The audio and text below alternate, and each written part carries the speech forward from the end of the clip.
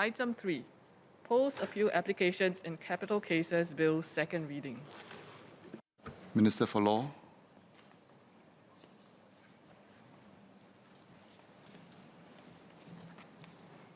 Mr. Speaker, sir, on behalf of the Minister for Law, I beg to move that the bill be now read a second time. The government has made important changes to the criminal justice system in recent years towards a more progressive, balanced, and modern criminal justice system that delivers just outcomes and protects society from crime. What we are putting forward before you today are measures to provide a process for post-appeal applications in capital cases. Post-appeal applications in capital cases are applications that are filed by a prisoner awaiting capital punishment, or PACP, after all avenues of appeal have been exhausted. Normally, given that all appeals have been exhausted, there will be no further applications possible. These amendments provide a process for making such applications. Let me first explain the context of such post-appeal applications. Today, capital cases are governed by a rigorous process with multiple safeguards. First, all persons facing capital charges are offered free legal representation under the Legal Assistance Scheme for capital offences at trial and on appeal.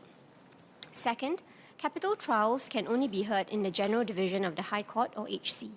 The accused can only be found guilty of a capital charge if the prosecution leads evidence and proves its case at trial, even if the accused does not contest the charge. Third, where the HC imposes capital punishment, the accused is entitled to appeal to the Court of Appeal, or CA, against both the conviction and sentence. Even if the accused does not appeal or withdraws his appeal, the CA must still review the case and satisfy itself as to the correctness, legality, and propriety of the conviction and sentence.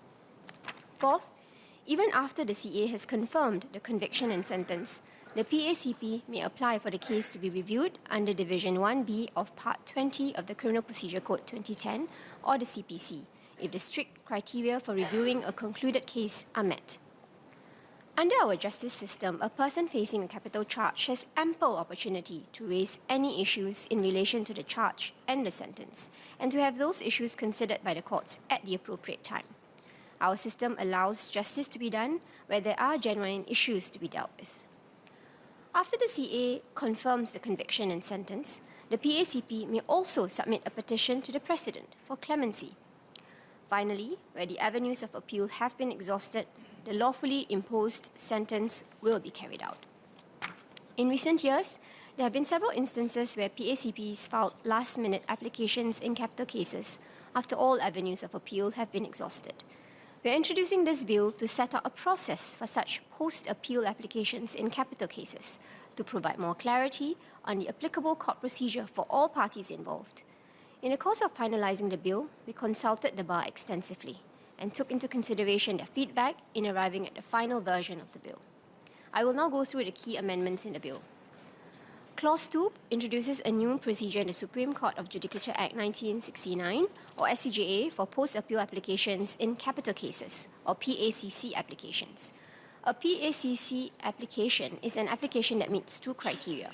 First, the application was made by a PACP after the relevant date, which is either A, the date when the capital sentence was imposed, upheld, or confirmed by the CA, or B, if there was an earlier application for permission to make a PACC application, or an earlier PACC application by the PACP that has been decided, the date of the most recent decision.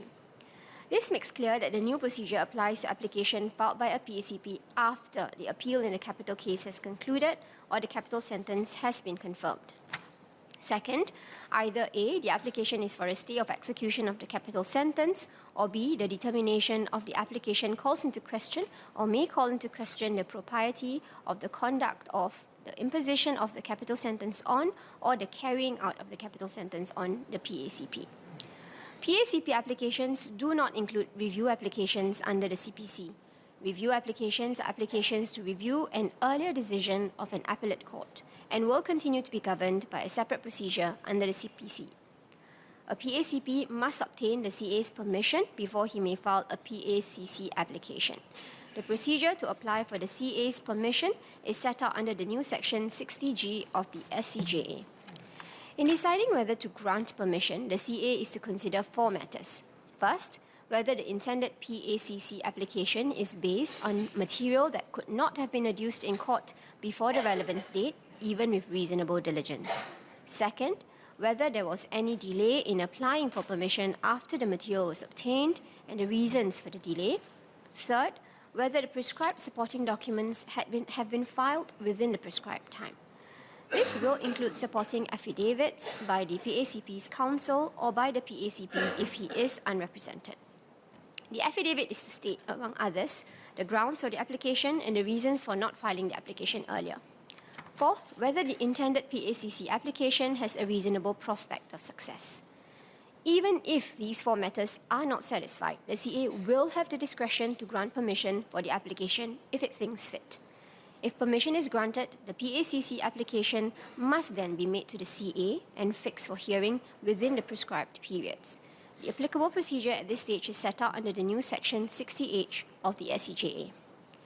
Having the CA directly hear PACC applications provides a streamlined procedure for such applications, while still allowing these applications to be ventilated before the apex court. If there is already an application for PACC permission or a PACC application pending determination, the PACP cannot make a subsequent application for PACC permission or PACC application unless the PACP has obtained the permission of the quorum dealing with the pending application. This is provided for under the new Section 60I of the SCJA.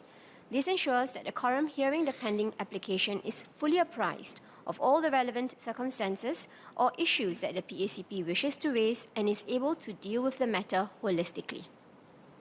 When a PACP files any application or action in a court other than the CA, the new Section 60J of the SCJA allows the CA to determine whether the application is or the action contains an application for PACC permission or a PACC application. If it so determines, the CA can deal with the application or action accordingly. This reduces any potential delay to proceedings. In line with the procedure for PACC applications, which must be made to the CA, the new Section 60L of the SCJA provides that a stay of execution of a capital sentence may only be granted by the CA. The new Section 60M of the SCJA provides that the CA may decide whether to make a finding that there has been an abuse of process in A, a relevant application, or B, any other application or action in order to delay or frustrate the carrying out of the capital sentence. The finding may be made on the CA's own motion or upon the application of the Attorney General or Public Prosecutor. This is in line with the CA's current powers to make findings of abuse of process. In deciding whether to make a finding of an abuse of process, the CA may take additional evidence and may inquire into and take into account whether the prescribed matters for the making of a PACC application or review application have been satisfied. Lastly, Clause 3 provides for amendments to the CPC. These are primarily consequential amendments to align certain aspects of the procedure for review applications with the new procedure for PACC applications in Clause 2.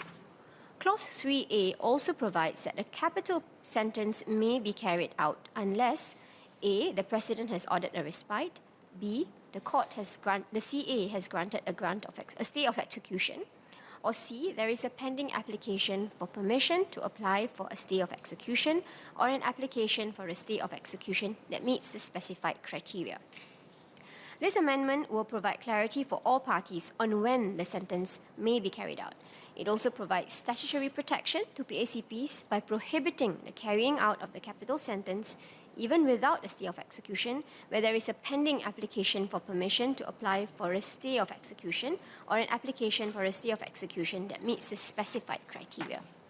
The amendments will provide greater clarity and guidance on the process and considerations which PACPs and their counsel should have regard to when making post-appeal applications. The amendments also do not affect access to justice. PACPs are not prevented from filing their applications and ventilating their arguments in court. Sir, on behalf of the Minister for Law, I beg to move.